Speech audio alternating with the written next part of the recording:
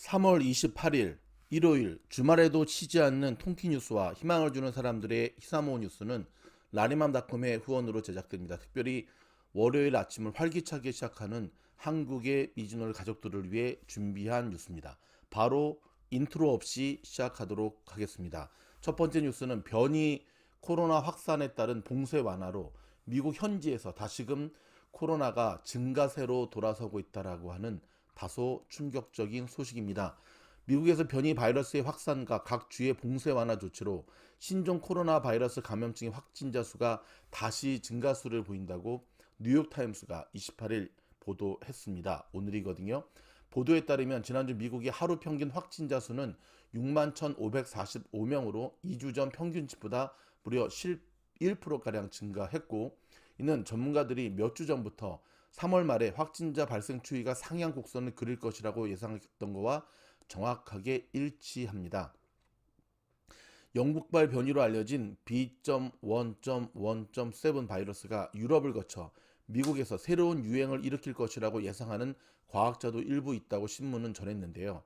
지난 25일 현재 미국에서는 이 변종 코로나 바이러스의 확진 판정을 받은 환자 숫자가 8,337명이었지만 실제로는 훨씬 더 많을 것으로 추정되고요. 전체 확진 케이스 중에 변이 여부를 분석한 샘플 수가 극히 적기 때문인 것으로 나타났습니다. 이에 따라 뉴욕타임스는 전염력이 더 강하고 치명률도 더 높을 것으로 보이는 변종 바이러스가 미국에서 기하급수적으로 증가 중이라는 경향만큼은 분명하다고 진단을 했고요.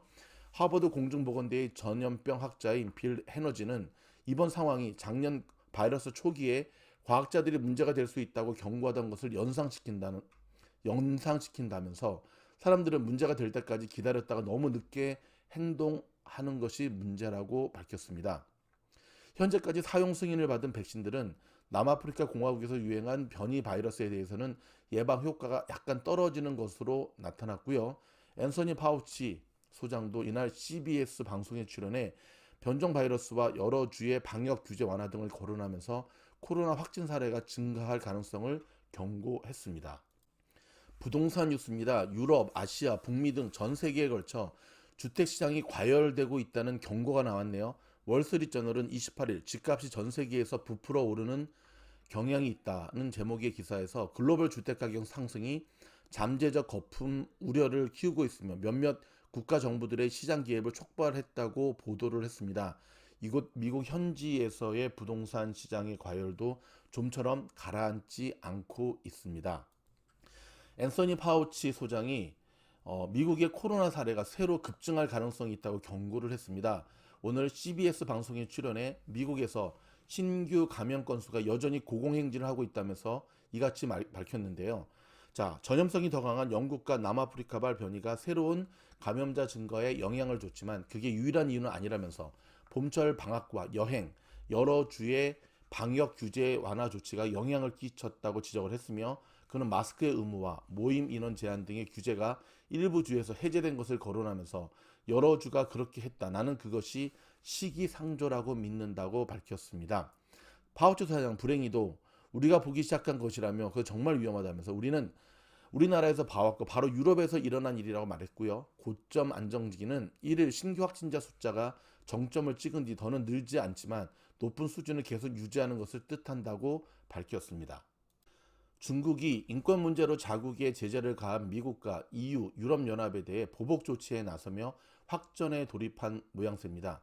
미국의 앙숙인 이란과의 협력을 강화하겠다고 밝혔고 백악관을 한껏 자극하는 모양새인데요. 이에 바이든 대통령도 중국 1대1로 즉 6해 실크로드 프로젝트에 대항하는 민주주의 국가들의 인프라 구상을 제안하며 맞불을 놨습니다. 28일 신화통신에 따르면 중국의 외교부는 전날 저녁 신장 위구르족 인권 문제와 관련해 미국과 캐나다의 일부 개인과 단체를 제재한다고 발표를 했고요. 게일 매친 미국 국제종교자유위원회 회장과 토니 퍼킨스 부회장, 마이클 총 캐나다 의회 등이 이들은 중국의 본토와 홍콩, 마카오 입국이 금지되고 중국과의 거래도 차단된다고 밝혔습니다. 특히 중국은 의도적으로 조 맨친 민주당 상원 의원의 아내 게일 맨친을 명단에 올렸고요. 맨친 의원은 민주당에서 가장 보수적인 인사로 알려졌는데요. 이 때문에 50대 50으로 정확히 양분된 상원에서 상당한 영향력을 행사하고 있습니다. 중국이 이를 정확히 파악해 바이든 대통령의 약점을 찔렀다는 평가입니다. 중국과 미국의 전쟁은 올해도 계속되는 모양새입니다. 문제는 중간에 끼어 있는 대한민국이 어떠한 입장을 취할지 참 많이 힘들 것 같습니다. 지난 27일 중국 베이징 차오양구의 대형 쇼핑가 란티쿤, 아시아에서 가장 큰 애플 스토어가 있는 곳으로 젊은이들로 문전 성시를 이루는 패션 1번지인데요. 최근 중국에서 불매 운동이 벌어진 H&M 스웨덴 제품이고요. 그 다음에 아디다스 독일, 유니클로 일본 모여있는 이곳을 찾아 분위기를 살펴봤다고 합니다. 이 지역 핵심 쇼핑몰인 타이쿠리 1층 입구에는 가장 좋은 자리에 위치한 H&M 매장 안에 들어서니 종업원 외에는 사람을 보기 힘들었고요.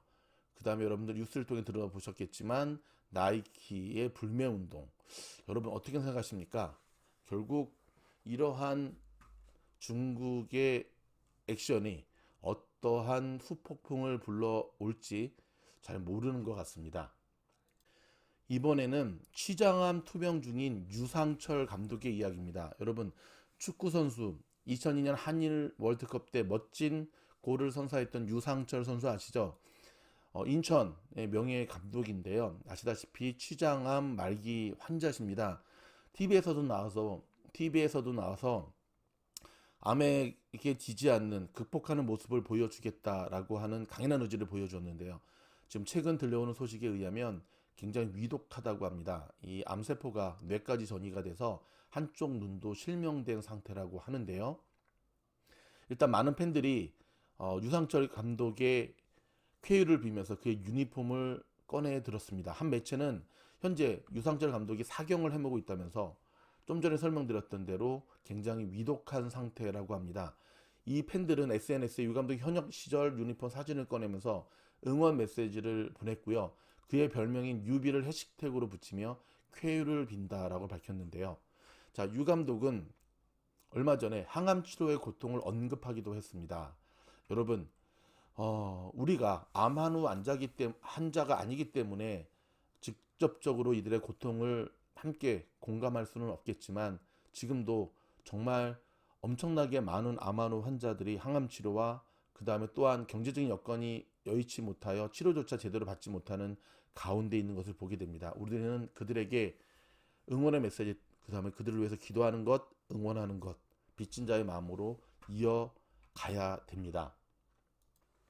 마지막 소식입니다. 미얀마 소식입니다. 쿠데타에 반대하는 민주화 시위자들을 상대로 미얀마 군부가 저지른 집단 학살에 서방 국가 지도자들이 충격을 나타내기 시작했습니다. AFP 통신에 따르면 바이든 대통령은 28일 자택이 있는 미국 델라웨어 주에서 취재진을 만나 미얀마 사태를 끔찍하다고 평가를 했고요. 절대적으로 너무나 충격적이라며 내가 받아온 보고를 토대로 볼 때 끔찍하게도 많은 사람이 완전히 불필요한 이유로 살해됐다고 밝혔습니다. 미얀마에서는 군경이 민주화 시위자를 비롯한 시민들에게 실탄 사용을 비롯한 무차별적 무력을 행사해 27일 하루 동안 100명이 넘는 사망자가 나왔습니다.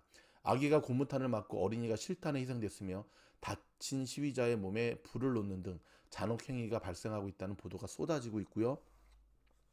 유럽연합도 미얀마 국군의 날에 군부가 저지른 대규모 유혈 사태에 충격을 감추지 못했는데요. 보셰프 보렐 유럽연합 EU의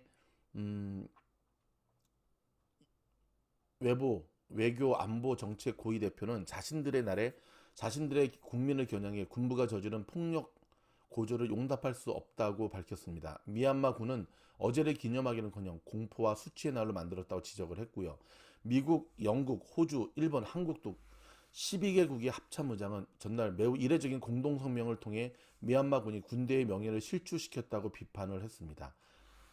참으로 안타까운 모습이 아닐 수 없습니다. 2021년에 군부 쿠데타라니요. 참 어이가 상실인데요. 우리의 조국 대한민국에도 1980년대 광주에서 있었던 참으로 민족의 씻을 수 없었던 광주 민주화 운동, 그들의 숭고한 희생이 있었기에 지금의 우리는 민주주의를 이룰 수 있었는데 모쪼록 미얀마도 이 어려운 고비를 꼭 극복하고 민주주의에 보다 회복되는 모습으로 다시 회복될 수 있기를 바라겠습니다. 하지만 요즘 이만한 때에 저는 쿠데타가 일어나면 영원한 후진국으로 떨어질 수밖에 없는 자명한 사실 또한 알아야 될 텐데요. 자기 나라의 국민을 생각하지 못하고 자기들의 정치적 야욕, 욕심만을 쫓는 이들에게 있어서 국민들의 죽음은 사실 너무나 안타까운 그런 모습입니다. 속히 힘있는 열방, 힘있는 서방 국가들이 미얀마의 정상화를 위해서 힘을 보탤 수 있기를 바랍니다. 월요일 아침입니다. 지금 한국에서 전해온 소식에 의하면 굉장히 스모그도 좀 짙고 날씨가 결코 좋지 않은 상태에 있다고 하는데요. 월요일 하루 힘차게 출발할 수 있기를 바라는 마음에서 저희가 뉴스 전해드렸습니다. 그러면 다음에 또 좋은 영상으로 찾아뵙겠습니다. 저희 영상이 도움이 됐다고 한다면 좋아요, 구독, 격려의 댓글 부탁드립니다. 감사합니다.